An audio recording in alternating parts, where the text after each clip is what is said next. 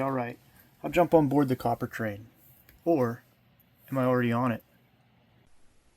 Welcome back to the Rural Stacker channel. Thanks for stopping in, neighbor. This is a response video in part to Pajama Stacking video, who was agreeing with Thousandaire Radio's video on copper stacking. I'll link both channels in the description right below this video.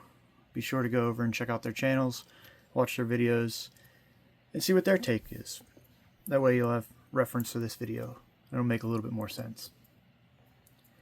First off, I want to say loud and clear that I do not disagree with their methods. I think there just may be a better way to stack copper, at least for me anyways. Secondly, fun fact I learned today. This 1973 Canadian copper penny is 98% copper, 0.5% tin, and 1.5% zinc. While this 1978 penny is only 95% copper and 5% zinc. Who would have thought Canadian coinage had more copper in it?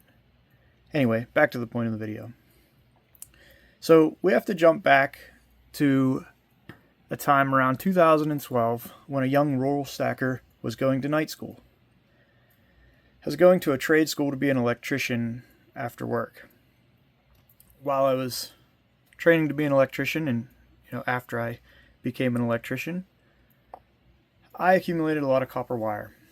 Heck, you could probably say that I've been stacking copper since 2012. Just not in the coin form, but in pure solid copper wire.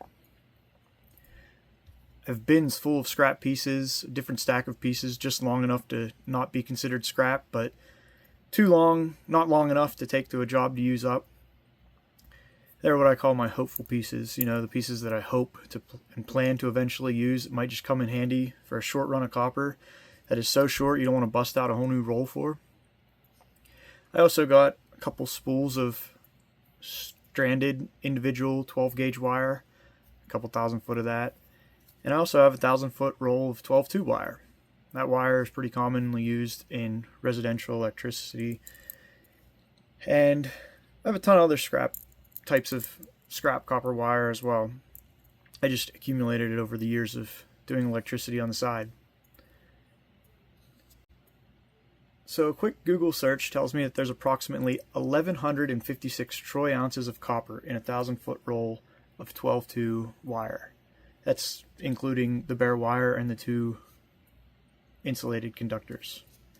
Or 49 pounds if you prefer avoirdupois weight.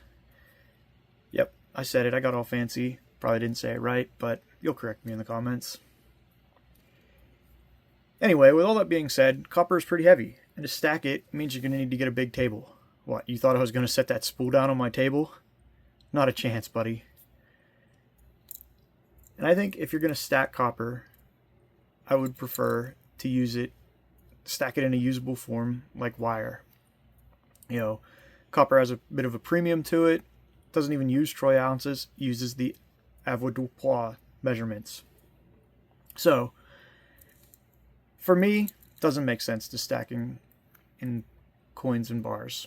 I like it in wire, but maybe a plumber should stack copper fittings and copper pipes. In my opinion, that just might be the best way to stack copper, and it would definitely be more valuable than a copper bar or copper coin in an SHTF scenario. In a worst case scenario, you can always melt it down into a copper bar or a copper coin. Make some bullion out of it. That's what they do at the scrapyard whenever I take it in anyway. But now that I think about it, there might even be one more valuable way to stack copper than wire, coins, bars, pipes, fittings. And that would be a copper still. That would be worth some good money if the SHT scenario played out. But we're not going to go there. Hear that, ATF? I said we're not going to go there. Until next time, keep on stacking and have a great day.